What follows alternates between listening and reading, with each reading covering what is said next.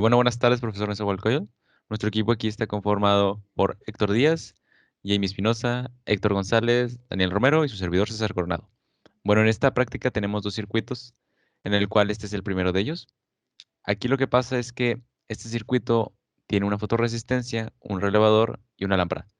Aquí decimos usar una lámpara porque en la práctica viene una alarma, pero pues en Proteus no hay alarmas. Entonces pusimos una lámpara. Aquí lo que pasa es que el funcionamiento de este circuito es que al no haber luz en la fotorresistencia, la resistencia es mayor, lo que provoca que esta lámpara se encienda haciendo la simulación de una alarma. Y al haber luz en la fotorresistencia, la lámpara se apague, siendo así el funcionamiento de una alarma. Al simplemente no haber luz, se enciende, y al haber luz, se apaga. Aquí podemos ver cómo al ponerle luz, su resistencia disminuye y al quitarle luz, su resistencia aumenta. Y el relevador lo que hace aquí básicamente es como un interruptor. Entonces eso sería todo del circuito uno, así muy sencillo explicado. Eso sería todo para el circuito uno.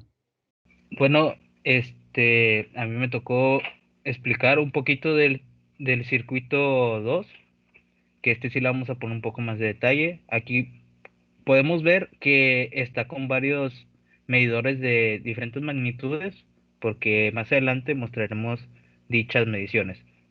Lo que me toca a mí decir, el circuito está conformado por un sensor fotoeléctrico, este, un potenciómetro y dos transistores, una bobina y una lámpara, más aparte con sus tierras respectivamente y su fuente de alimentación.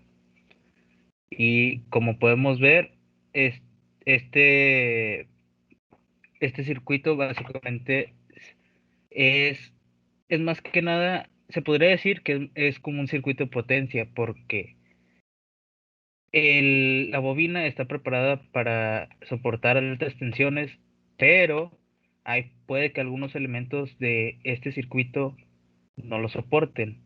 Mi compañero Daniel Evaristo nos dirá sobre el funcionamiento de este circuito y el voltaje y la corriente a lo largo de dicho, dicho circuito. Bueno, en la página número 5, el punto 7 nos pide medir el voltaje de la fotorresistencia cuando se encuentra mínima, media y máxima. Podemos ver en la simulación que el voltaje da como resultado en la mínima 7.97 volts. En la media podemos que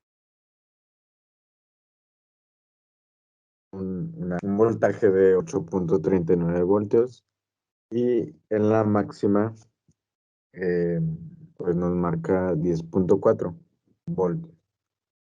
A continuación, mi compañero Héctor Adrián nos mostrará y nos explicará el momento en el que el potenciómetro se encuentra en el estado de apagado encendido y los voltajes y las corrientes de cada componente del circuito. Bien, el potenciómetro tiene una ligera variación en el porcentaje de encendido y apagado, que sería como entre el 36% y el 42%.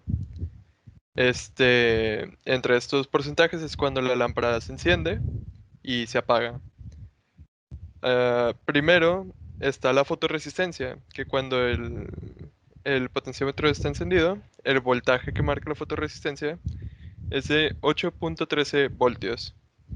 Siguiendo con la base del primer relevador, es de 0.64 voltios. Siguiendo con el segundo, es de 0.81 voltios. Seguido por la bobina, la bobina, es 9.78 voltios. Y la lámpara, ya para finalizar, es de 12. Siguiendo con la corriente de los elementos, o componentes, perdón. Empezando por la fotorresistencia, es de 8.18 microamperes. Ok, continuando con la base de Q1, es de 1.25 microamperes. La base de Q2 es de 0.31 miliamperes, seguido por la bobina es de 42.5 miliamperes también, y la lámpara, ya como último, es de 0.50 amperes.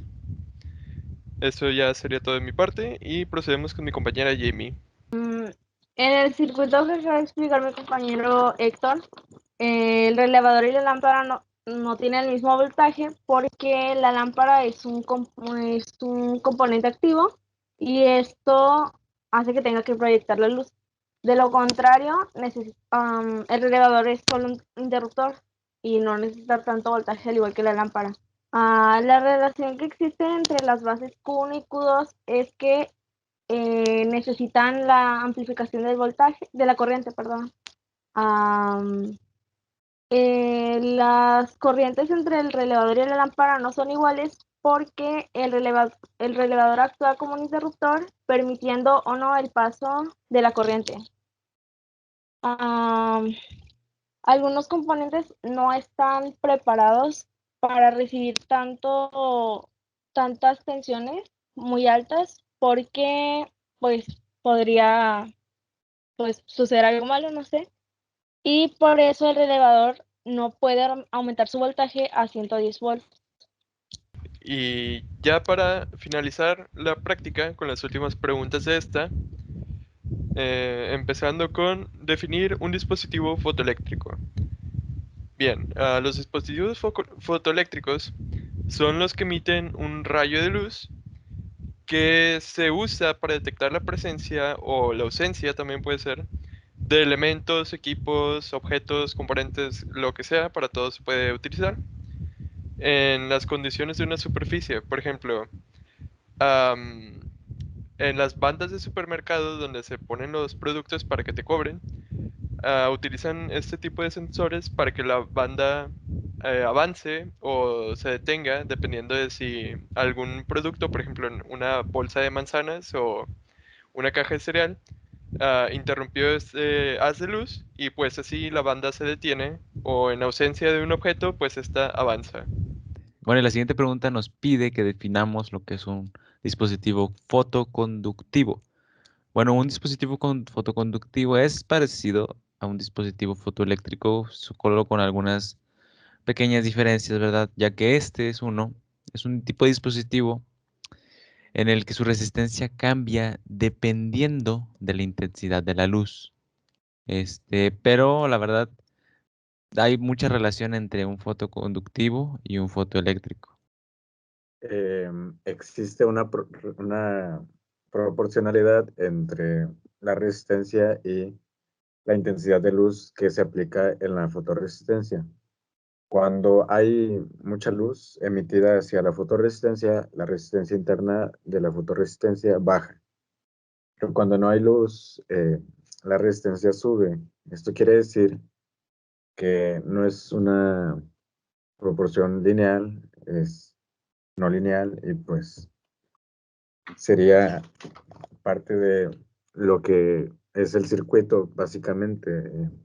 Como ya se mencionó, esto ocurre en un ejemplo muy común. Por ejemplo, en mi casa hay una luz, un foco que está afuera del porche y cuando dan las horas altas de la noche, es decir, cuando no hay sol, 7, 8 de la noche, pues la luz se prende, que quiere decir que la resistencia, la resistencia sube, pero cuando ya amanece al siguiente día, la luz ya no está prendida, se apaga porque la resistencia baja.